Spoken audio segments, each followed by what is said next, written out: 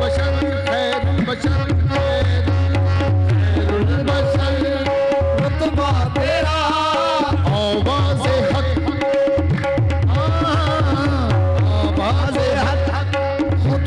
तेरा, आवाज हक खुतबा तेरा, आवाज तेरे सावरी, आवाज तेरे सावरी, साइस जिब्रील साइस जिब्रील या रहमतल लिल आलमीन, तू गुजा मन गुजा,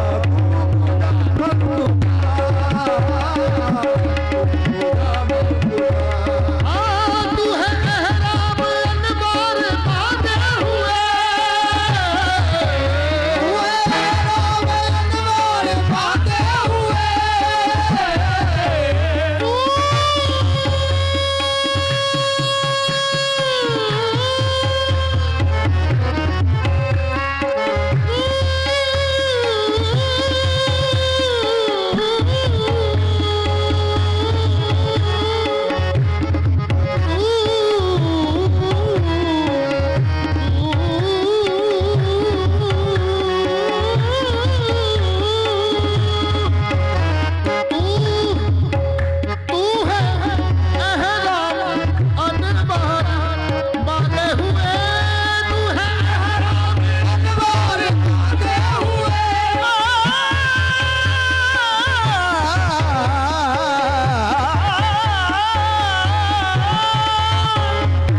मेहराब अनवार बांधे हुए, मैं दूधों की दस्तार बांधे हुए, मैं दूधों की दस्तार बांधे हुए, कबाए इश्क तू मैं तेरे प्यार सू, कबाए इश्क तू मैं तेरे प्यार सू, तू असर में दुआ, तू गुजा मन गुजा, तू गुजा मन गुजा, तू गुजा मन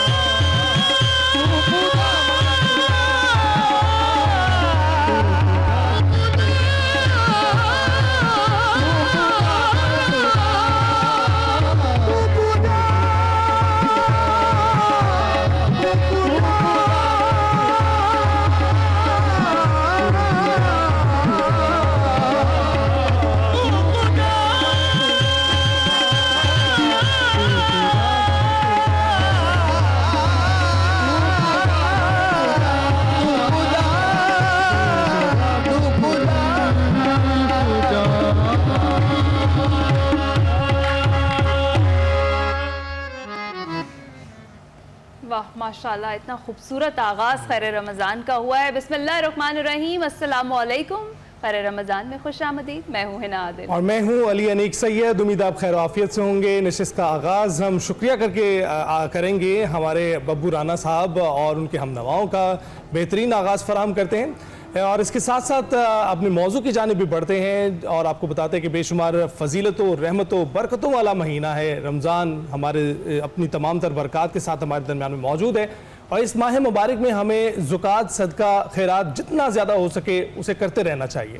माह सयाम हमें ये दर्स देता है कि हम दूसरे लोगों का ख़ास ख्याल रखें, अपनी तरजीहात पर दूसरों की तरजीहात को भी तरजीह दी जाए, क्योंकि इस महीने में खुद भूखा रहकर दूसरों की भूख का एहसास पैदा करना होता है। और रमज़ान मुबारक में हमारा दस्तरखान भी कुशादा ही रहना चाहिए, लेकिन आज दुनिया के माहौल पर मादियत का गलबा है। ख्वाहिश, नफ्स की पैरवी ने नेकी और बदी की पहचान को बदल कर रख दिया है। जी हाँ, खुदगर्जी ने इंसानियत की कदरें मिटा दी हैं, लेकिन दीन इस्लाम ने हमें बताया है कि मखलूक अपने खालिक का कुंबा है, और इस्लाम की दावत का बुनियादी सबक इसार है और आज का हमारा मौजू भी जज्बा इसार व क़ुरबानी की फजीलत और उसके माशरती क़वाइद, क्योंकि किसी भी इंसान का अपनी ज़रूरियात पर दूसरों की ज़रूरियात को तरजीह देना एक इंतहाई अहसन अमल है। जब इंसान किसी दूसरे के लिए अपनी ज़रूरियात की क़ुरबानी देता है तो कोई भी मुआशरा दुरुस्त समत में चलने लगता है, क्योंकि मुआशरे में मौजूद इसार और क़ुरबानी का जज्बा लोगों के दरमियान मोहब्बत और अमन को फ़रोग़ देता है। इसलिए तमाम लोगों की जिम्मेदारी है कि लोगों के दरमियान एक दूसरे के लिए क़ुरबानी देने और इसार का जज्बा पैदा करे, ताकि हमारे इर्द गिर्द बहुत से बड़े बड़े जो मसाइल हैं उनका आसानी से सद्जवाब किया जा सके। लेकिन अपनी ज़िंदगियों में ये इसार पैदा कैसे किया जाए, जो मेहमान आज हमारे साथ मौजूद हैं हम चाहेंगे कि इस पर वो रोशनी डालें। हमारे साथ मौजूद हैं प्रोफेसर नासिर महमूद और इसके साथ साथ हमें ज्वाइन कर रहे हैं प्रोफेसर फ़हद अली काज़मी। मौजू का आगाज़ करते हैं। फ़हद साहब, जिस तरीके से हम इस जज्बे को खुसूसी तौर पर अगर हम कहें तो हम रमज़ान में इसको याद करते हैं कि ये चीज़ होनी चाहिए कि आप अपने दस्तरखान में दूसरों को भी शरीक करें और आप अपने हिस्से की जो चीज़ें हैं उनमें दूसरों को का भी हिस्सा निकालें। लेकिन क्यों हम इस चीज़ की पूरा साल जो है वो इसको फॉलो नहीं कर सकते, ताकि हमें सिर्फ एक महीना इस पर ना लगाना पड़े और हम बेहतर हो चुके हैं और पूरे साल में हम इसको फॉलो करें? बिस्मिल्लाहिर्रहमानिर्रहीम। बहुत ही इम्पोर्टेंट ये डिस्कशन है। और देखिए, रमज़ानुल मुबारक के कुछ इम्तियाज़ात तो हैं ना, कुछ डिस्टिंक्शंस तो हैं। जो चीज़ें सारा साल मुझे मुश्किल लगती हैं वो इस महीने में एक ऐसी स्पिरिचुअल बरकत भी कह लें, एक कलेक्टिविज़म भी कह लें, दोनों लेवल्स पर, कि सब कर रहे हैं तो मैं भी कर पाता हूँ, और एक रूहानी बरकत है जिसकी वजह से भी चीज़ें मेरे लिए निस्बतन आसान हो जाती हैं। तो जो इबादत मैं इस महीने में कर पाता हूँ, जो ज़ौक़ शौक़ मैं इस महीने में दिखा पाता हूँ, जो कुर्बानियाँ मैं इस महीने में दे पाता हूँ, वो शायद फिर 11 महीने में मैं नहीं दे सकता। और रमज़ान की एक इम्पॉर्टेंट स्पिरिट है, इसको ज़रा अंडरस्टैंड करें कि रमज़ान में रब्बुल इज़्ज़त बहुत से हलाल चीज़ों से हमें रोक रहा है। वो 11 माह में वो चीज़ें हलाल होती हैं। मैं भूख प्यास को बर्दाश्त कर रहा हूँ एक सर्टन टाइम के लिए, हालांकि खाना वैसे तो हलाल चीज़ है, और भी दीगर पाबंदियों में आ जाता हूँ, हालांकि वो आम तौर पे वो चीज़ें हलाल हैं। तो इस महीने की जो ट्रेनिंग है, जिसमें मैं हलाल पर भी मैंने सर्टन टाइम के लिए ब्रेक लगा दी है, तो बाकी महीनों के लिए अब अपॉर्चुनिटी है कि मैं हराम पर तो ब्रेक लगाऊं। यानी यहाँ पर अगर मैं हलाल के ऊपर मैं वक्ती तौर पे ब्रेक लगा रहा हूँ, तो वहाँ पर तो मुझे हराम से तो बच ही जाना चाहिए, और बाकी महीनों में फिर मुझे बेहतर काम करना चाहिए। लेकिन समहाउ मैं कर नहीं पाता या मैं करता नहीं हूँ। उसकी बुनियादी वजह ये है, जो लोग एक्सरसाइज करते हैं वो इस बात को बेहतर अप्रिशिएट करेंगे।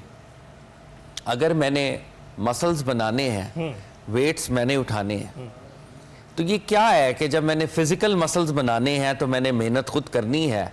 जब स्पिरिचुअल मसल्स की बात आती है तो मैं कहता हूँ कि खुदा मेरा काम करे, अरे वाह, कोई और मेरा काम करे। ऐसा नहीं होगा, काम आपने खुद करना है। और इसार या कुर्बानी की भी जो टॉपिक के ऊपर भी अगर हमको एक बात करें, तो जब तक हमारे पास रोल मॉडल्स नहीं होंगे, और उन रोल मॉडल्स को मैं हकीकतन रोल मॉडल समझ के एम्यूलेट नहीं करूँगा, फॉलो नहीं करूँगा। इंसान वही कुछ करता है जो वो रोल मॉडल से इंस्पिरेशन, और पहला रोल मॉडल आपके पेरेंट्स हैं। True. और पेरेंट्स के बाद आपके इर्द गिर्द के लोग हैं, टीचर्स हैं, वो कैसे बिहेव कर रहे हैं। और इसके अलावा उससे बढ़कर बड़े लेवल के ऊपर स्पिरिचुअल रोल मॉडल्स हैं, जिनमें हज़राते अंबिया हैं, सबसे पहले औलिया हैं, सहाबा हैं, अहलुल बैत हैं। क्या मैंने इन रोल मॉडल्स को रियलिटी में अपना रोल मॉडल माना हुआ है, या ये मेरे रस्मी रोल मॉडल्स हैं? तो लगता यूं है कि रस्म के दर्जे पर तो मैं इनको रोल मॉडल समझता हूं, असल के दर्जे पर इनको रोल मॉडल नहीं समझता। क्योंकि अगर असल समझता तो जनाब इब्राहीम अलैहिस्सलाम का वो नैरेटिव मेरा भी असल होता कि वो किसी मेहमान के बगैर खाना भी नहीं खाते थे। जब तक तो कोई दस्तरखान पर ना आ जाए तो वो लुकमा भी नहीं लेते। और अगर एक दफ़ा कोई नॉन बिलीवर आ गया और आपने दस्तरखान से उठा दिया कि ये इसने अल्लाह का नाम नहीं लिया और ये मेरे दस्तरखान पे आ गया है, तो रब्बुल इज़्ज़त की तरफ से वही हुई, इब्राहीम ये हालत कुफर में इतने साल से है, मैंने इसके लुकमे नहीं रोके, आज तेरे दस्तरखान पे आया तुमने लुकमे रोक लिए। तो अब जनाब इब्राहीम अलैहिस्सलाम एक रोल मॉडल बन जाएंगे, प्रॉफिट सल्लल्लाहु अलैहि वसल्लम रोल मॉडल बन जाएंगे। हज़रात अहलुल बैत, बीबी सैयदा कायनात हज़रत अली उल मुर्तज़ा, हसनैन करीमैन, बीबी फ़िज़्ज़ा, कुरान ने जिनको ग्लोरीफाई किया कि 3 रोज़ों की मन्नत मानी है और अब कोई असीर आ गया, अब कोई यतीम आ गया, अब कोई मिस्कीन आ गया, तो अपना सब कुछ उसको दे दिया और ख़ुद पानी से रोज़ा इफ्तियार किया। कब होगा? जब मैं इन रोल मॉडल्स को रियली अपना रोल मॉडल समझूंगा। रस्म के दर्जे पे रोल मॉडल्स बिल्कुल ठीक दे डू नॉट वर्क। तो प्रोफेसर साहब बिल्कुल जिस तरह से प्रोफेसर फहद भी उस पर रोशनी डाल रहे हैं कि रस्म के दर्जे पर हम लोग इसको देखते हैं और जब भी ये सार कुर्बानी की बात आती है तो हम लफ्ज़ की हद तक ही रह जाते हैं और हम अपने अगर एक ही कुंबा है तो एक ही कुंबे में किसी दूसरे के लिए वो जज्बा किस तरह से गायब हो गया। ये तो बहुत वाफर तादाद में पाया जाता था मुसलमानों में। बिस्मिल्लाह वल्हम्दुलिल्लाह वस्सलातु वस्सलामु अला रसूलिल्लाह व अला आलिहि व सहबिहि व मन तबिअहु व मन वाला। बहुत ही ज़रूरी मौजू है जिस पर समझना हर एक के लिए ज़रूरी है और हम सब के घरों में, हम सब की ज़िंदगियों में बार बार इस चीज़ की ज़रूरत पड़ती है। और याद रखें, ये कुर्बानी और इसार को जब तक समझ के अपनी ज़िंदगियों में अपनाया नहीं जाएगा, इसको पूरी तरह सही तरह से समझ कर, तब तक ज़िंदगियाँ आसान हो ही नहीं सकती। ये जितनी भी ज़िंदगी में कोई ना कोई सहूलत मौजूद है, ये किसी न किसी की कुर्बानी, किसी न किसी के ईसार की वजह से है। हर शख्स मुआशरे में, जब तक आप यूँ समझें, अल्लाह रब्बुल इज़्ज़त ने इसकी तारीफ़ की है, इस सिफत की तारीफ़ की। ये हुज़ूर अलैहिस्सलातु वस्सलाम के अंसार में, हुज़ूर के अंसार सहाबा में वाफर मिक़दार में थी। अल्लाह रब्बुल इज़्ज़त ने उनको अप्रिशिएट किया, फरमाया वयुसिरूना अला अनफुसिहिम वलौ काना बिहिम खसासा।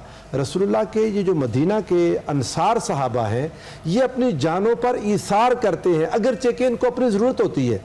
ईसार होता यही है कि अपनी ज़रूरत दूसरे पर कुर्बान कर देना, और कुर्बानी भी यही होती है कि इंसान की अपनी जो ज़रूरत होती है वो अपनी ज़ात पर लगाने के बजाय किसी और ज़रूरतमंद को दे दे, ये कुर्बानी है। एक बात तो समझ लेनी चाहिए कि हम जो सदका, ज़कात, खैरात करते हैं, ये कुर्बानी नहीं है। ज़कात कोई कुर्बानी नहीं, सदका कोई कुर्बानी नहीं। यानी अगर आप हम 100 में से 2.5 रुपये दे रहे हैं, बाकी 97.5 हमारे अपने पास हैं, तो ये कौन सी कुर्बानी है? कुर्बानी तो तब ही होती है कि अगर टोटल 2.5 रुपये और वही दे दे इंसान। आप अंदाजा करें ना, आपके पास एक ही रोटी है, एक ही लुकमा बचा है और वो ज़रूरतमंद आ गया, वो जिसका जिक्र अभी शाजी ने किया, वो जब हज़रात अहलुल बैत ने क्या किया, रोज़ा रखा, अपनी अफ्तारी थी, वो किसी वो मिस्कीनम व यतीमम व असीरा, कुरान उसको क्यों ग्लोरीफाई कर रहा है? अपने खाने की चीज़ दूसरे को दे दी, अपने पहनने की चीज़ दूसरे को दे दें, अपना आराम दूसरे पर कुर्बान कर दें। अब हम तो ज़िंदगियों में मसला बन जाता है, ख़ासतौर पर जब ये मौसम आया है, घर में एक बंदा कहता है पंखा बंद करें, दूसरा कहता चला दें, आपस में इसी बात पर लड़ाई हो जाती है। हम एक छोटी सी चीज़ में, हॉस्टल में रहते हैं, नौजवान लड़के लड़कियां पढ़ते हैं, 3-4 एक रूम में होते हैं, तो एक छोटी सी बात पर लड़ाई हो जाती है। वजह क्या होती है? जब तक ईसार का जज्बा नहीं है, मुसलमान हो ही नहीं सकता। मुसलमान का आगाज़ ही ये है, हुज़ूर सल्लल्लाहु अलैहि वसल्लम ने फरमाया, मुसलमान अपने भाई के लिए वही पसंद करता है जो उसके अपने लिए हो। ऐसा ये नहीं फरमाया कि जैसा अपने लिए पसंद करे वैसा दूसरे के लिए। इसमें 2 चीज़ें हो जाती हैं कि जैसी एक चीज़ मैंने ली वैसी एक आपके लिए ले ली। नहीं, फरमाया नहीं, फरमाया जो अपने लिए पसंद है, अपनी पसंद दूसरे को दे दे, ये कुर्बानी है, असल कुर्बानी। अच्छा, अगर ये सगे भाइयों में नहीं है, अगर अपने घर के अंदर, अपने घर की 4 दीवारी में नहीं, तो बाहर क्या होगी? तो इसलिए लाजिम है कि इसे अपनी ज़िंदगी में इख्तियार किया जाए, कुर्बानी का जज्बा पैदा किया जाए। ये जज्बा जिस मुसलमान में होगा वो आला दर्जे का मुसलमान होगा, और इस दर्जे के बगैर इस्लाम मुसलमान के इस्लाम को कबूल नहीं करता। अरे बिल्कुल बिल्कुल, बड़ी खूबसूरत बात की है नासिर साहब ने। यहाँ पर हम लेंगे छोटा सा वक्फा और कुछ ही देर में हाजिर होंगे।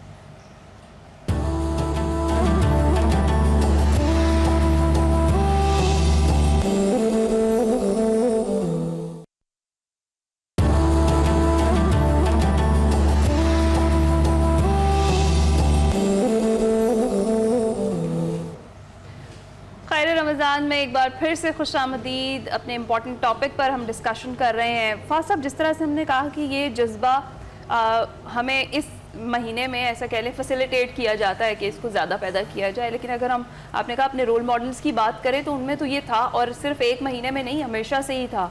तो हम किस तरीके से अपने रोल मॉडल्स के जो फुट स्टेप्स हैं उस पर चल सकते हैं? ख़ास तौर पर इसमें सिर्फ ये कुर्बानी ये नहीं है कि अपने हिस्से की चीज़ दे दी, इसमें अपनी तरजीहात पर भी, दूसरों की तरजीहात को फोकस करना है, अपने मफाद को भी एक साइड पर रखकर ऐसे करना है कि किसी दूसरे के को नुकसान ना पहुंचाए। लेकिन आजकल हम ये सब कुछ कर रहे हैं, तो कैसे तस्हीह करें अपनी?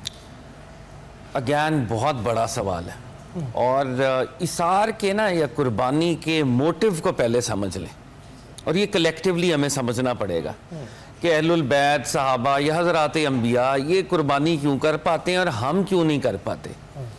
इसार और कुर्बानी का फौरी और ज़रूरी मोटिव ये है कि बंदा इस बात को रियलाइज़ कर ले कि मेरा इंडिविजुअल इंटरेस्ट अदना है और कौम का या उम्मा का कलेक्टिव इंटरेस्ट सुपीरियर है, और मैंने कलेक्टिव इंटरेस्ट पे अपना इंडिविजुअल इंटरेस्ट कुर्बान करना है।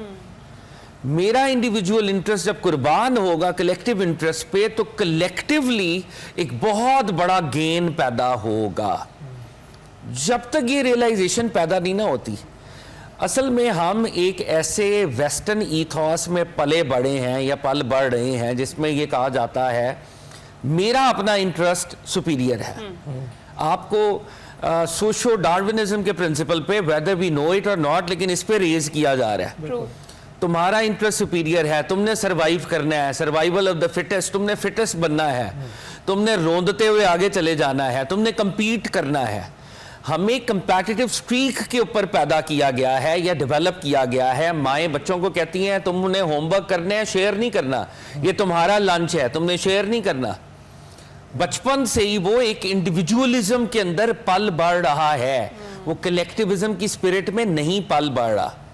लेकिन हजराते सहाबा में अब प्रॉफिट ने कैसे पहला स्टेप क्या लिया? अखुवत, यू बोथ आर ब्रदर्स। मदीने वाले मक्का वाले ब्रदर्स बन गए। मदीने वालों के भी कुछ इंडिविजुअल इंटरेस्ट होंगे, लेकिन for that Commonwealth individual interest कुर्बान कर दिया कलेक्टिव इंटरेस्ट के ऊपर। इकबाल का जो बड़ा कॉन्सेप्ट है जिसको हमें जबान ज़दे आम है वो है खुदी, लेकिन अल्लामा इकबाल का इससे भी बड़ा कॉन्सेप्ट है जो किसी को नहीं पता और जिस पर उन्होंने अपनी सारी फिलॉसफी को बेस किया था, वो है बेखुदी। आप जब अपनी खुदी की तामीर कर लेते हैं, अपनी सेल्फ को डेवलप कर लेते हैं, और सेल्फ अगर कम्युनिटी के इंटरेस्ट से टकराए तो इकबाल कहते हैं कि सेल्फ को कुर्बान कर दो कम्युनिटी के लिए। फर्द कायम रब्ते मिल्लत से है तन्हा कुछ नहीं, मौज है दरिया में बैरूने दरिया कुछ नहीं। मौज अगर इंडिविजुअल रहेगी तो इट इज मीनिंगलेस। मौज अगर समंदर में जाके अपनी कुर्बानी दे देगी, जात की कुर्बानी, मगर समंदर का पार्ट बन जाएगी वो।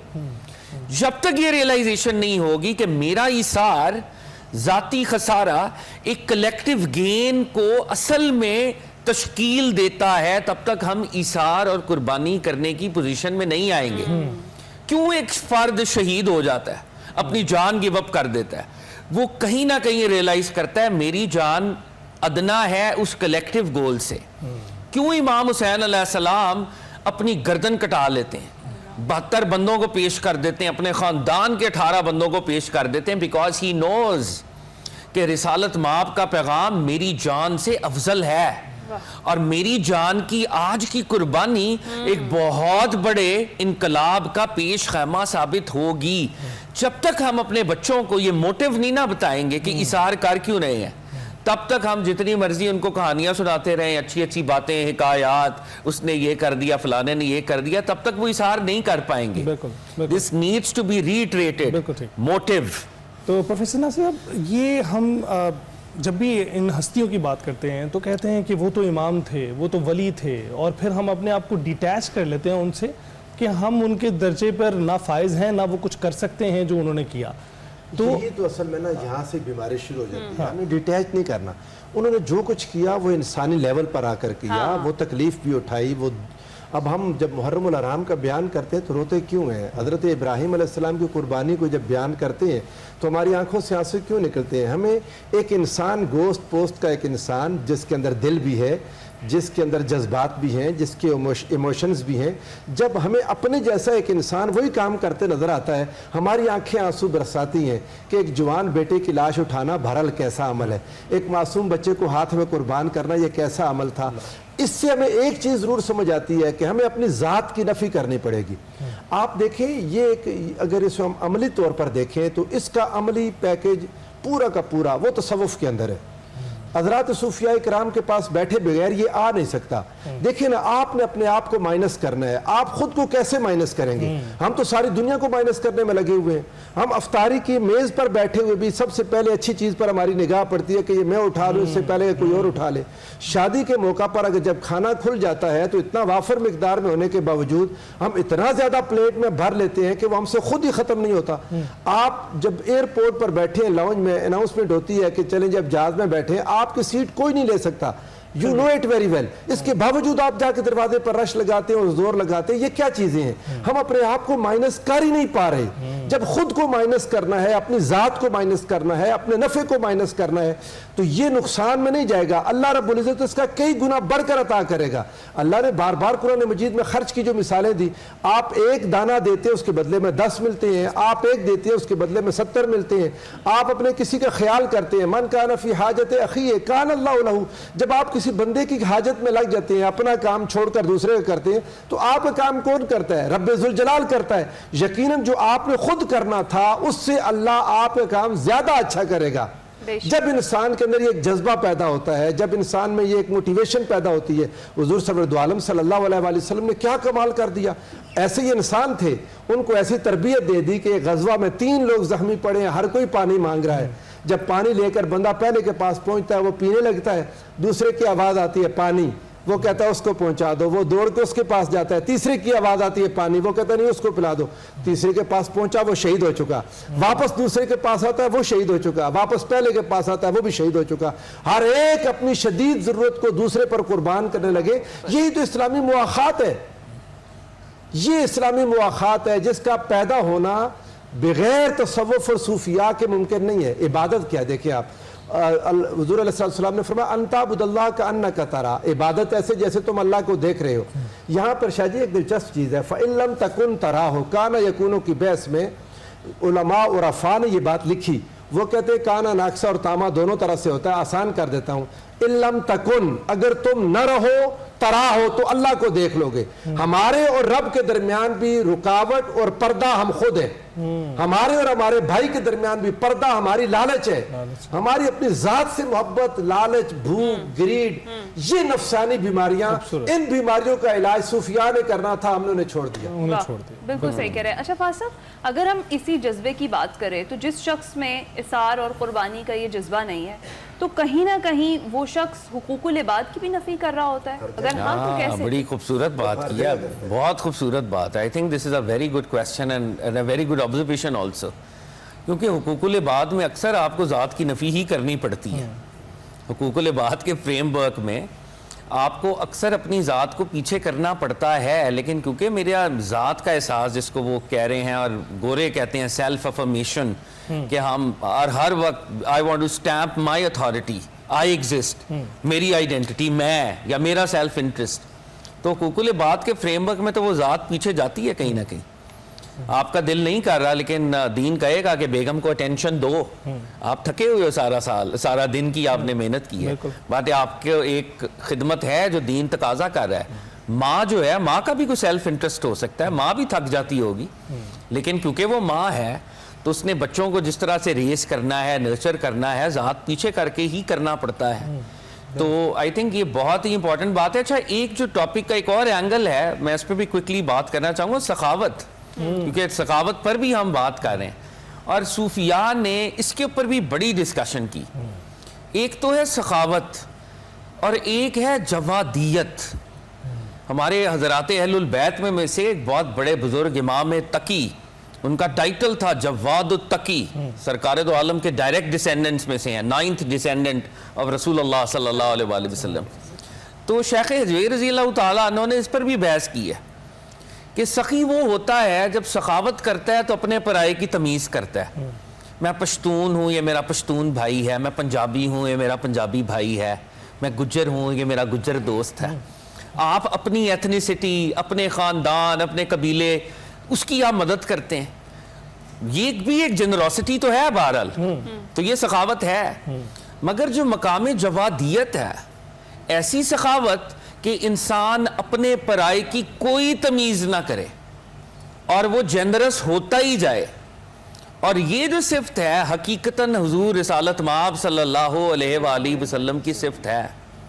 हातिम ताई बड़ा सखी था लेकिन वो अपने पराये की तमीज़ करता था। औलिया कहते हैं कि जब सरकार दो आलम अलैहिस्सलातु वस्सलाम के पास एक नॉन बिलीवर खातून आई, आप अलैहिस्सलातु वस्सलाम ने अपनी नबूवत वाली चादर बिछा दी कि ये सखी की बेटी है, उसको बिठाया उसके ऊपर। आपने उस पर ये नहीं देखा इसका मजहब क्या है, इसका रिलीजन क्या है। तो जहां पर हम इसार की बात कर रहे हैं, इसार के साथ ये सखावत और जवादियत भी जुड़ी हुई है और जात पीछे तो करनी पड़ेगी, जैसे प्रोफेसर साहब बजा तौर पे फरमा रहे हैं। बिल्कुल आप दुरुस्त कह रहे हैं। बड़ी खूबसूरत डिस्कशन हमारी चल रही है, तमाम एंगल्स पर इस टॉपिक की हम बात कर रहे हैं। अभी हम जाएंगे ब्रेक पर, लेकिन जब ब्रेक से वापस आएंगे तो जो हमारा सेगमेंट है, खुसूसी नया सेगमेंट, खैर सना सेगमेंट, जिसको आप बहुत ज़्यादा पसंद कर रहे हैं, सोशल मीडिया पर आपका फीडबैक बड़ा ज़बरदस्त आ रहा है, तो उसका आगाज़ करेंगे। हमारे साथ हमारे नन्हे जो सनाखा हैं वो मौजूद होंगे, उनका तारुफ करवाएंगे, उनसे नाते भी सुनेंगे इस ब्रेक के बाद।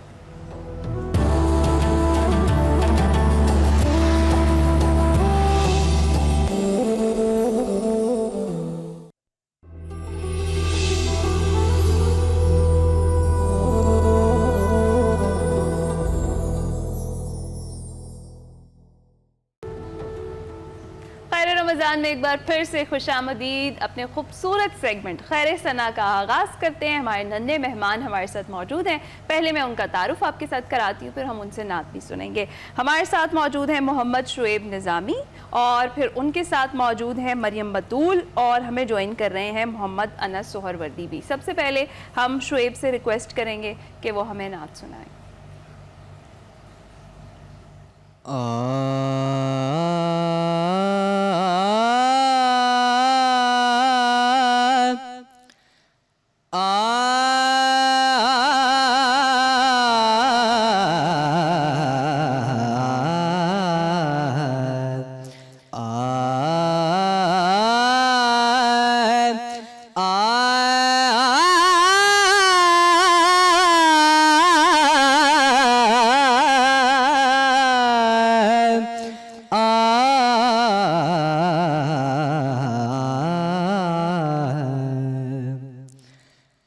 आसमां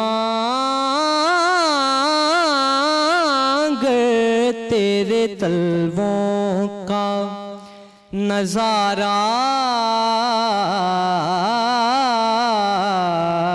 करता, रोज एक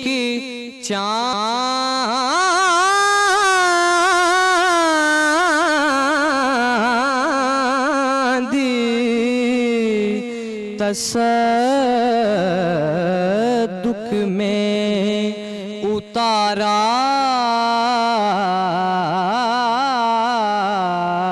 करता,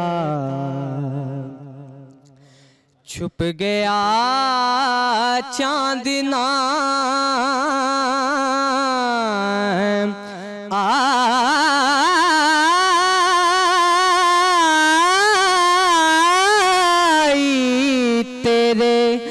दीदार की ताब,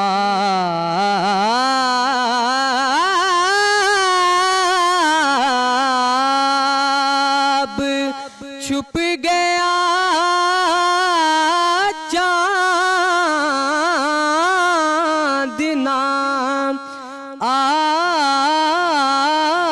आई तेरे दीदार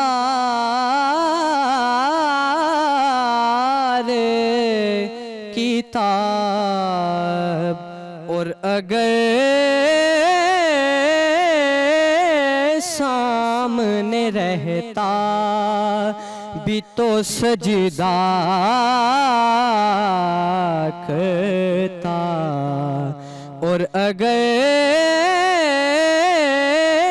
सामने रहता भी तो सजदा करता।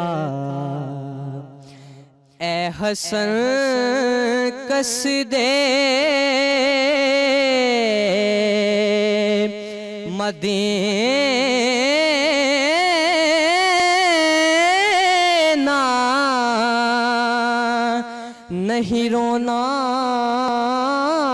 है यही,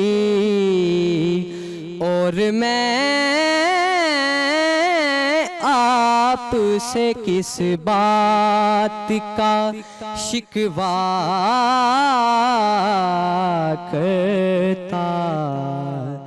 आसमां गए तेरे तलवों का नजारा करता। सुभान अल्लाह, जज़ाकल्लाह, सुभान अल्लाह। मरियम से अब हम दरख्वास्त करेंगे कि वो नाते रसूल महमूद पेश करें। जहाँ भी हो वहीं से दे दो सदा सरकार सुनते हैं। जहाँ भी हो वहीं से दो सदा सरकार सुनते हैं।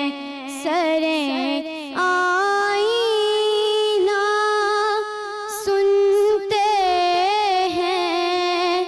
सरें आईना सुनते हैं।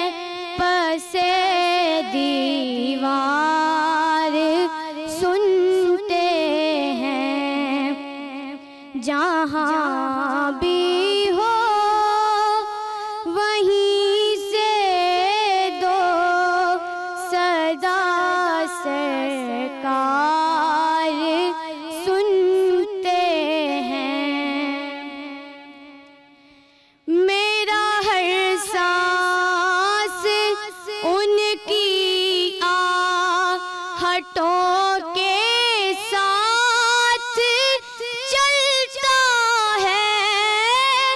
मेरा हर सांस उनकी आहटों के साथ चलता है। मेरे दिल के धड़कने की, मेरे दिल के धड़कने की भी वो रफ्तार सुनते हैं। मेरे दिल के धड़कने की भी वो रफ्तार सुनते हैं। जहाँ भी हो वहीं से दो सदा सरकार सुनते हैं। इंशाअल्लाह, ताकल्लाह, बहुत खूब मरियम। अनस, आपकी बारी।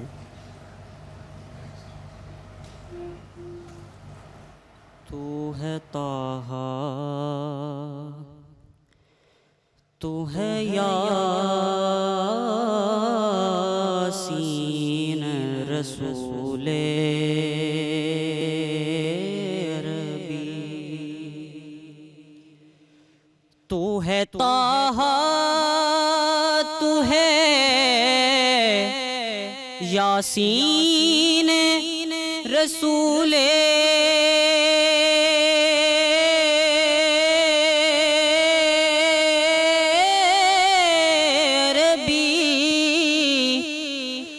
है ताहा, तू है यासीन रसूले अरबी।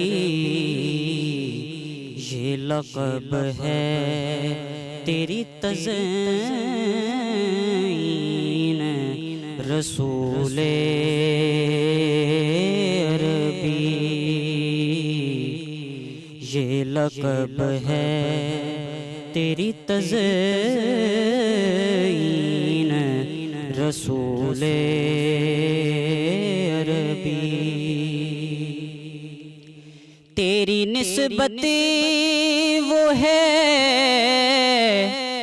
निस्बत के गुलामी,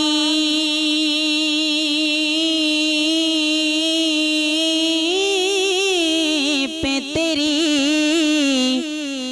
तेरी निस्बत वो है निस्बत के गुलामी पे तेरी फ़ख्र करते हैं सलातीन रसूले अरबी। फ़ख्र करते हैं सलातीन रसूले अरबी। मौत आ जाए तेरे ज़िक्र के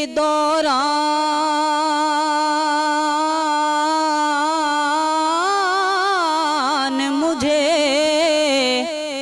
मौत आ जाए तेरे ज़िक्र के दौरान मुझे, दिल से कहता हूँ मैं आमीन रसूले अरबी। दिल से कहता हूँ मैं आमीन रसूले अरबी। माशाअल्लाह, अल्लाह, बहुत खूब, बहुत खूब। जो आप तीनों ने इतनी खूबसूरत आवाज़ में इतने खूबसूरत तरीके से गुलहाए अक़ीदत पेश किए, काबिल तहसीन है। अल्लाह ताला आपको सलामत रखे और आगे भी आप इसी तरह से बढ़ते रहें। देखिए ना, इतना हमारी नई उसमें हम देख रहे हैं कैसे जज्बे से सरशार हैं, जज्बा ईमानी पाया जाता है। बहुत शुक्रिया आप लोगों का, और जो तासीर आप लोगों की नातों में थी, जो हमें जो मासूमियत उसमें दिखाई दी। तो हमारे यहाँ खैर रमज़ान की नशिस्त में और भी बहुत से नात खां आते हैं जो दहाइयों से ये काम कर रहे हैं, लेकिन जो मासूमियत आप लोगों की आवाज़ों में थी वो नहीं मिलती। अरे बिल्कुल बिल्कुल, माशाल्लाह, इनके पेरेंट्स को भी बड़ी मुबारकबाद। बिल्कुल, और दिल पर लगी है इनकी आवाज़, इनकी नात। अल्लाह ताला आपको सलामत रखे जी। खैर रमज़ान में वक्त हुआ एक छोटी सी ब्रेक का। हम छोटी सी ब्रेक के बाद हाजिर होंगे।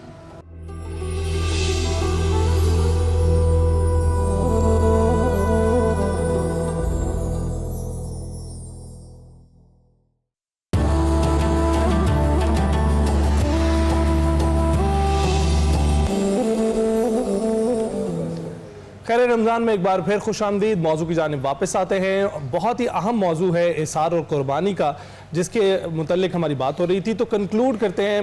नासिर साहब, आप सबसे पहले बताइएगा। आपने एक बहुत अच्छी मिसाल दी जिसमें बताया कि अगर इंसान खुद अपने वजूद को निकाल दे तो खुदा से रब्ता उसका जो है ना वो डायरेक्टली बहाल हो जाता है। हमारी सारी बीमारी यही है। मैं आपको बताऊं, शैतान सजदा क्यों नहीं कर सका? उसने कहा अना खैरुम मिन, और ये अपने वजूद को आगे रखना ये शैतानी सिफत है। ये शैतानी सिफत है, हमें इससे निकलना होगा। ये जो डायबोलिक एक्टिविटीज़ हमारे अंदर सारी पैदा होती हैं, ग्रीड, अपने पेट की भूख, अपने लिए आप उसमें कत्ल करते हैं, लोग चोरी करते हैं, इसमें छोटे गुनाह से लेकर बड़े गुनाह, वो सारे के सारे अपनी ज़ात के हिसार में बंद होने की वजह से। आप अगर इंसान इसका लालच अपनी ज़ात के लिए, भूख प्यास ग्रीड जी सारा, अगर, लेकिन इसके लिए मेहनत करनी पड़ेगी। ये कोई आसान काम नहीं है। मैं बार बार कहता हूँ, शादी का टॉपिक है माशाल्लाह, ये सूफिया का है। सूफिया के जो आस्थाने जब तक जिंदा थे वहाँ पर गाड़ियों का कारोबार नहीं होता था, वहाँ पर ये ज़मीन और जायदाद और ये प्लाटों के चक्कर नहीं होते थे। वहाँ यही होता था, इंसान के अंदर से ये नफसानियत को कैसे मारना है, उसकी मैं को कैसे ख़त्म करना है, उसके अपने वजूद को दूसरों के लिए उसने कुर्बान करना है। वो कहते हैं बकरा उस जब ज़िबह किया, उसे मौलाना रूम रहमतुल्लाह लिखा कि उसके चमड़े पर भी जब तक मारते मैं की आवाज़ आती है। ये इंसान की नफसानियत और इंसान की अपनी ज़ात का लालच उसको बर्बादी तक ले जाता है। तो लाजिम है, सबसे पहले बहुत ज़रूरी ज़रूरी है हुज़ूर सल्लल्लाहु अलैहि सल्लल्लाहु अलैहि वसल्लम की तालीमात की तरफ आया जाए। आका अलैहिस्सलाम ने क्या किया, हुज़ूर सारी ज़िंदगी आका की आप देख लें, अपने ऊपर दूसरों को तरजीह दी मेरे आका ने। हज़रात अहलुल बैत को देखें, सहाबा किराम को देखें, औलिया को देखें, कोई एक वली सिफत विलायत से मुत्तसिफ हो ही नहीं सकता जब तक अपनी ज़ात को माइनस न करे। जिसकी अपनी ज़ात सामने है वो सिफत विलायत में आ ही नहीं सकता। बिल्कुल वली दूसरों के लिए हमेशा मुमताज़ होता है और मुफीद होता है। बिल्कुल। साहब आप कैसे कंक्लूड करेंगे?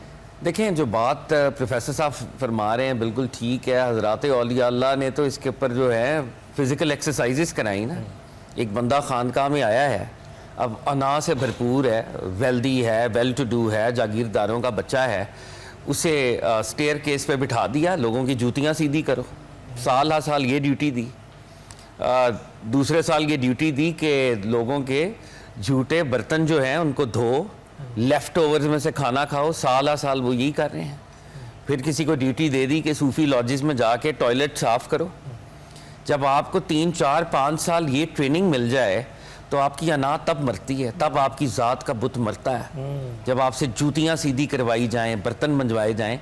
और मैं क्विक बात करूँगा आखिर में, जो पेरेंट्स हैं ना, आप सब ये थोड़ा थोड़ा ग्लिम्स आपके अंदर होता है। माँ ये करती है, बाप ये करता है, जब बच्चे के आपको प्राइवेट काम करने पड़ते हैं, आप अपनी ज़ात को माइनस करते हैं। वही कैफियत अगर पेरेंट्स जो हैं वो ओवरऑल दूसरों के बच्चों के लिए भी ले आए तो आपके अंदर इसार का जज्बा पैदा हो सकता है। बिल्कुल ऐसा ही है। तो फाज साहब, इसको अगर कंक्लूड इस अंदाज से भी देखा जाए कि आजकल आपको पता है कैपिटलिज्म बहुत ही मकबूल है और उसमें इंडिविजुअलिज्म की बड़ी बहुत जो है ना तरवीज की जाती है, कहा जाता है उसकी तरफ जाइए। हमें क्या मिलता है जब हम इसार करते हैं किसी दूसरे शख्स के लिए और एक माशरे की जो है वो मुश्तरका तश्कील देते हैं, उससे क्या मिलता है? देखें, मैंने जैसे पहले अर्ज़ किया कि कलेक्टिव इंटरेस्ट है ना असल में तो आपका। जब आप सपोज मेजर राजा अजीज भट्टी शहीद 1965, he had a decision to make, या तो मैं जिंदा रह जाऊं या मैं BRB बचा लूं। BRB बचाने से क्या मिलेगा? मेरा बॉर्डर, मेरा फ्रंटियर सेव हो रहा है, मेरी कौम जो है वो सेव हो रही है। आप कुर्बानी दे रहे हैं किसी और गोल के लिए, और वो गोल आपकी ज़ात से भी बड़ा है। जब वो रियलाइजेशन पैदा होती है तो आपको वो कामयाबी मिलती है। और बाय द वे, आखिरत के कॉन्सेप्ट के बगैर कलेक्टिविज्म भी अप्लाई हो नहीं सकता, क्योंकि मेरा हतमी रिवॉर्ड अगली जिंदगी में है, अगली दुनिया में है। वेस्ट में प्रॉब्लम ये है क्योंकि आखिरत कट चुकी है ना। मेरी जिंदगी तो यही है 50 साल 60 साल, तो अब collectivism does not make sense. अब इंडिविजुअलिज्म मेक्स मोर सेंस कि भाई मेरी तो जिंदगी यही है, तो मैं जब तक इस जिंदगी के अंदर जो कुछ कर रहा हूं मैं करूं, आगे तो कुछ है ही नहीं, आगे तो डार्कनेस है। लेकिन दीन ये कह रहा है कि इधर की जो कुर्बानी है, हो सकता है कलेक्टिवली माशरे के सतह पर, उम्मत के सतह पर एक बहुत बड़ा रेवोल्यूशन आ जाए और तुम्हें भी तुम्हारा रिवॉर्ड मिलेगा। जो जान तुमने दी है, ये नहीं है कि उसकी कॉम्पनसेशन नहीं है, वो तुम्हें आखिरत में भी मिलेगी। तो आखिरत का concept with the collective gain that you attain, बिल्कुल, तो फिर वो इसार का एक फायदा जो है हमारे सामने आता है। तो नासिर साहब, यानी फिर इम्प्लीमेंटेशन जो है उसको हम अपने घर से ही शुरू करें, अपनी ज़ात से। ये आप देख लें, इस्लाम है यही ना। इस्लाम ने, हुज़ूर सल्लल्लाहु अलैहि वसल्लम ने क्या डिमांड की? अल्लाह उसके रसूल ने फरमाया कि जब तक मैं तुम्हें अपनी जान से बढ़कर महबूब ना हो जाऊं, अपनी औलाद की मोहब्बत से बढ़कर, अपने दुनिया की सारी मोहब्बतों से, ला युमिनु अहदुकुम हत्ता अकूना अहब्बा इलैहि मिन वालिदिही व वलदिही वन्नास अजमईन, अपनी औलाद, अपने वालिदैन, अपनी सारी दुनिया की मोहब्बतें कुर्बान कर दे अल्लाह उसके रसूल के कदमों पर। और ये सारी कुर्बानी क्या? लन तनालुल बिर्रा हत्ता तुनफिकू मिम्मा तुहिब्बून, तुम भलाई को पा ही नहीं सकते जब तक अपनी मोहब्बत कुर्बान ना कर दो। अपनी मोहब्बत कुर्बान करना, जो जो चीज खुद को पसंद है वो दूसरे के लिए कुर्बान करना। हम तो पहले अपनी पसंदीदा चीजें अलग कर लेते, हम तो लेफ्ट ओवर खर्च करने में भी डरते हैं। हम तो जो कुछ अब कर रहे हैं ये लेफ्ट ओवर खर्च कर रहे हैं। जो महबूब है, जो पसंदीदा, उसे खर्च करेंगे, भलाई को तब पहुंचेंगे, अदरवाइज इंसान भलाई को पहुंच ही नहीं सकता, भलाई पर पहुंच नहीं सकता। गुफ्तगू का सिलसिला जारी रहेगा, लेकिन इस ब्रेक के बाद।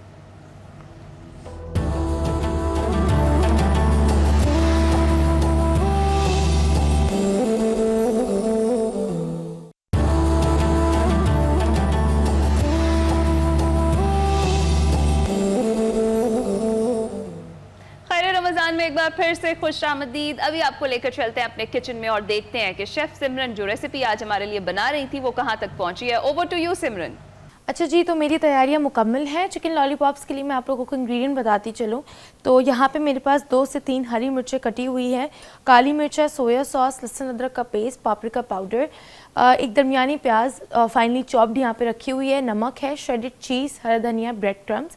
ब्रेड क्रम्स 2 अलग बोल्स में है मेरे पास। वो इसलिए है कि पहले जो चिकन का मिक्सचर मैं तैयार करूँगी उसमें ब्रेड क्रम्स ऐड होंगी और बाद में हम लॉलीपॉप्स को जो लेयरिंग करेंगे उसके लिए भी ब्रेड क्रम्स मुझे चाहिए होगा, और मैदा और अंडा भी हम लेयरिंग के लिए इस्तेमाल करेंगे। चिकन बोनलेस क्यूब्स मेरे पास रखी हुई हैं।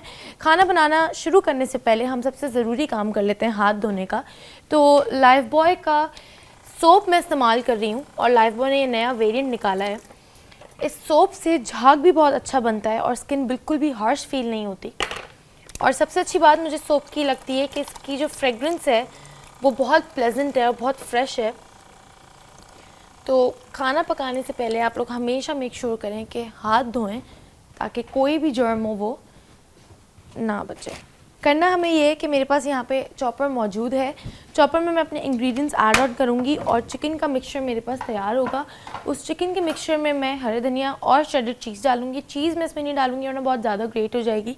तो बोल में हम बाद में मिक्स कर लेंगे और उसको लेयरिंग करके झटपट से हमारी चिकन लॉलीपॉप्स रेडी होंगी। चॉपर में बोनलेस चिकन क्यूब्स यहाँ मैंने ऐड कर दिए हैं। आधा कप ब्रेड क्रम्स इसमें ऐड करना है। ये आधा कप ब्रेड क्रम्स हो गए, बाकी ये बचे हैं तो इसको हम यहाँ पे यूज़ कर लेते हैं। और 1 टीस्पून यहाँ पे मैंने पापरिका पाउडर डाल दिया है, 1 टीस्पून काली मिर्च और 1 टीस्पून यहाँ पे लहसुन अदरक का पेस्ट ऐड ऑन कर दिया है। ये हरी मिर्चें 3 से 4 हरी मिर्चें यहाँ पे मेरे पास स्लाइस्ड हैं। अगर आप लोग का स्पाइस टॉलरेंस ज़्यादा है तो आप लोग ज़्यादा मिर्चें भी इसमें ऐड ऑन कर सकते हैं, लाल मिर्च भी ऐड कर सकते हैं। 2 टीस्पून इसमें मैंने सोया सॉस ऐड कर दिए और जो प्याज यहाँ पे चॉप हुई हुई है वो पूरी यहाँ पे ऐड ऑन कर दिए। नमक मेरा रह गया, हस्बे जायका इसमें नमक डाल लेते हैं और इसको चॉप कर लेते हैं।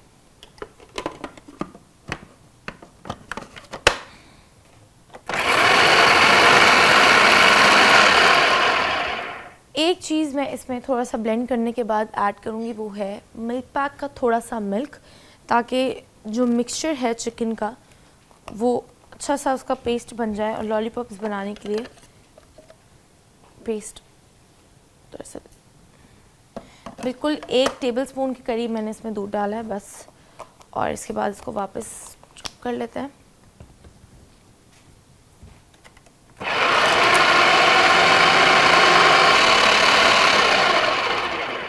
सही है, मिक्सचर हमारा रेडी है।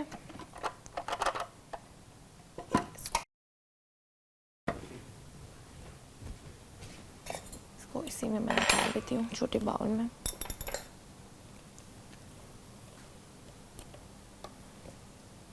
ये आप लोग देख सकते हैं चिकन का मिक्सचर मेरा तैयार है। चॉपर में जो चिकन मैंने ऐड करी थी वो परफेक्टली ब्लेंड हो गई है।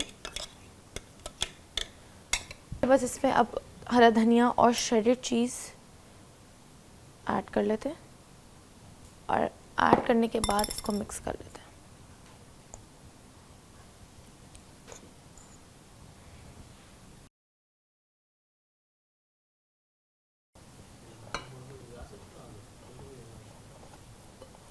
ठीक है, ये इस तरह मिक्सचर में मैंने चीज़ और हरा धनिया मिक्स कर लिया है। चीज़ को ग्रेट पहले नहीं किया, बाद में मिक्स करें ताकि लॉलीपॉप्स में चीज़ बाद में। ये रेडी है। लॉलीपॉप्स का मिक्सचर तैयार करने से पहले चूल्हा जला लेते हैं ताकि ऑयल तब तक गर्म हो जाए। ऑयल मैं यहाँ पे इस्तेमाल कर रही हूँ डालडा का कनोला ऑयल, क्योंकि ये 2 टाइम्स रिफाइंड है और रोज़ रोज़ की कुकिंग में हमें डर लगा रहता है कि हमारी ऑयल कंजप्शन बहुत है, तो डालडा इस चीज़ का ख्याल रखता है क्योंकि जहाँ मामता वहाँ डालडा। और डालडा कनोला ऑयल में विटामिन A, D, E और ओमेगा 3 और 6 भी है।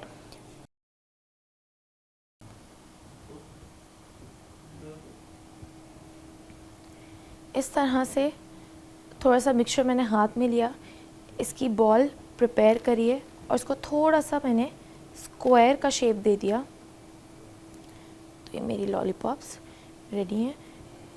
चिकन जो मैंने इस्तेमाल करी है आज अपनी लॉलीपॉप्स के लिए वो सबरोसो की चिकन है, क्योंकि सबरोसो है चिकन स्पेशलिस्ट। और अक्सर यही होता है कि बाहर से चिकन लेते हुए हाइजीन का भी प्रॉब्लम होता है, बहुत डर लगा रहता है कि पता नहीं चिकन कैसी हो, किस तरह की हो। तो सबरोसो उस चीज़ का आपके लिए ख्याल रखता है और गारंटी देता है, सेफ्टी भी, क्वालिटी भी। तो आप लोग सबरोसो की चिकन आंखें बंद करके इस्तेमाल कर सकते हैं।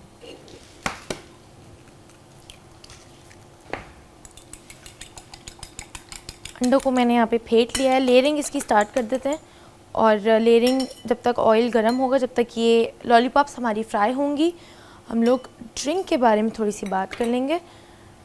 फ्रेश जूसेस का सीज़न है और बहुत मज़े के फ्रूट्स का सीज़न है। अभी वाटरमेलन चल रहा है, वाटरमेलन का सीज़न आ गया है। तो आज जो मैं ड्रिंक बनाने वाली हूँ वो वाटरमेलन मोहितो है। तो उस फ्रेश वाटरमेलन की मदद से आज हम मोहितो तैयार करेंगे। ये लॉलीपॉप मैंने इस तरह लेयर कर लिए।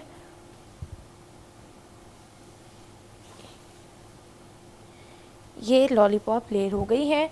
इसको कुछ भी नहीं करना है, इसको बस मैदे में लेयर करना है पहले, और मैदे में लेयर करने के बाद इसको अंडे में डिप करना है, और अंडे में डिप करते ही इसको हम ब्रेड क्रम्स में डाल देते हैं। तो ये मेरी लेयरिंग इसकी मुकम्मल हो जाएगी। बहुत इजी है। इसी के साथ साथ मैं आप लोगों को बताती चलूँ कि हमारे शो के साथ ताउन किया है कई ब्रांड्स ने, जिसमें शामिल है डालडा कुकिंग ऑयल, हमदर्द के मसाले और रूह अफ़ज़ा, 7 अप, कनौर, और उसमें हमारे पास बहुत सारी सॉसेस की वैरायटी है। इसी के साथ साथ हमारे साथ है ग्लूसर्ना, इंश्योर, सबरोसो जो कि है चिकन स्पेशलिस्ट। इसी के साथ हमारे पास मिल्क पैक है, पीक फ्रींस का सुपर, एक्सप्रेस पावर, और नेशनल का अचार, और अचार के साथ नेशनल का जैम भी है। ड्रिंक्स के इंग्रेडिएंट्स मैं आगे रख देती हूँ। तो क्योंकि हम मोहितो बनाने वाले हैं और मोहितो 7 अप के बगैर इनकम्प्लीट होता है, क्योंकि सोडा चाहिए होता है मोहितो के लिए। तो फ़िलहाल मैं अपनी वाटरमेलन मोहितो में, ऑफ कोर्स मुझे वाटरमेलन चाहिए, तो फ्रेश वाटरमेलन हम इस्तेमाल करेंगे और उसमें हम ऐड करेंगे काला नमक, थोड़ा सा पुदीना, मिंट लीव्स। मिंट लीव्स सेहत के लिए बहुत अच्छे होते हैं, डाइजेशन के लिए बहुत अच्छे होते हैं और ड्रिंक में मज़ेदार भी लगते हैं। तो उस ड्रिंक के बहाने हमारे अंदर पुदीना भी, मिंट लीव्स भी चले जाते हैं। इसके अलावा लेमन मैं इस्तेमाल करूँगी और ऊपर से हम सोडा डालेंगे। बस मुझे करना ये कि वाटरमेलन जो मेरे पास पहले होगा उसको हम थोड़ा सा ब्लेंडर में ब्लेंड कर लेंगे, उसको स्लश का टेक्सचर, स्लशी टेक्सचर थोड़ा सा दे देंगे, और आइस क्यूब्स भी हम क्रश कर लेंगे ताकि थोड़ा सा मोहितो वाला उसका टेक्सचर पूरा हो जाए। ऑयल ये गर्म हो गया है, लॉलीपॉप्स मैं इसमें डाल रही हूँ।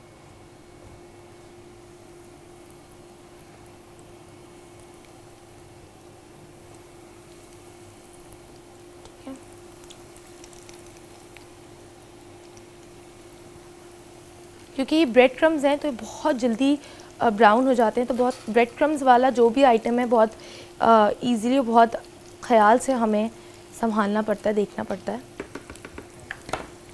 ब्लेंडर में यहाँ पे लगा रही हूँ। ड्रिंक की भी तैयारी साथ साथ कर लेते हैं। इसमें एक नींबू के करीब मैं यहाँ पे इसमें स्क्वीज़ कर रही हूँ।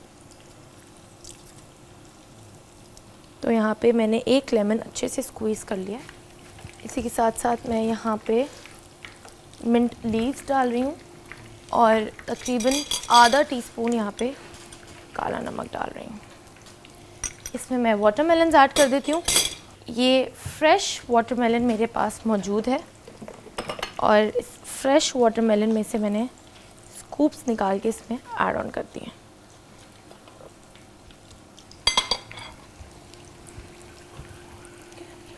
लॉलीपॉप्स भी हमारी रेडी हैं। बहुत ही जल्दी बनने वाला ये आइटम है और जल्दी पक भी जाता है। इसका मिक्सचर भी इतना कोई मुश्किल नहीं है। इसको यहाँ पे सर्व कर लेते हैं।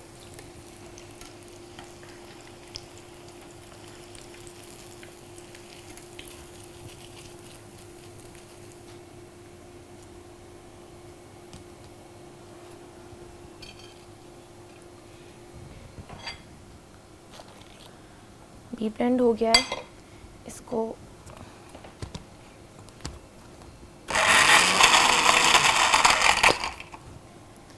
ठीक है।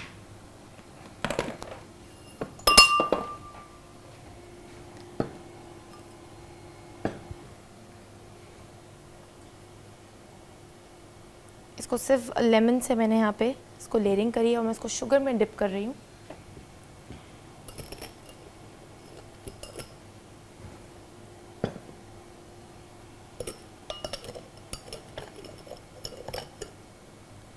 ठीक है,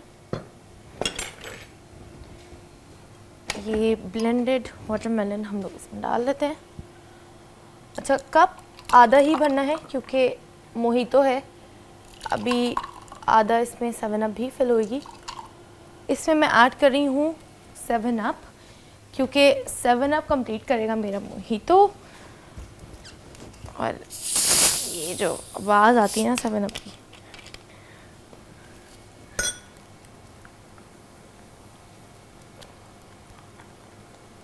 ये मेरा वाटरमेलन मोहितो। और मेरे पास यहाँ पे क्योंकि आइसक्रीम स्टिक्स मौजूद हैं तो हम आइसक्रीम स्टिक्स पे ज़रा वाटरमेलन के पीसेस लगा लेते हैं ताकि इसकी टॉपिंग भी हो जाए। ये ड्रिंक मेरी तैयार है। तो ये थी जी हमारी आज की रेसिपी जिसमें हमने प्रिपेयर किया चिकन लॉलीपॉप्स, जो देखने भी बहुत मज़े के लग रहे हैं। और वाटरमेलन मोहितो हमने बनाया है इस सीज़न के फ्रूट के हिसाब से। उम्मीद है कि आप लोगों को ये अच्छा लगा होगा और मज़ेदार लगेगा जब आप लोग ख़ुद भी घर पे ट्राई करेंगे। तो मुझे इजाज़त दीजिए, मिलते हैं एक और नई रेसिपी के साथ।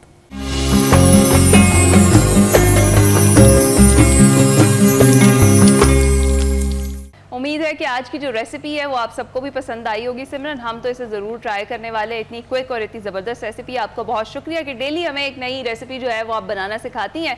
आज के खैर रमज़ान से इतना ही हम इजाज़त चाहेंगे और ख़ुसूसी तौर पर अपने प्रोफेसर साहिबान का हम शुक्रिया अदा करेंगे। प्रोफेसर नासिर महमूद, आपका बहुत शुक्रिया। फ़ाद अली काज़मी साहब, आपका भी बहुत शुक्रिया। बड़ी सहरासिल गुफ्तगू हुई है आज के मौजू पर। इसके साथ हमें दीजिए इजाज़त, मुलाकात होगी कल। ख्याल रखिएगा, अल्लाह हाफ़िज़।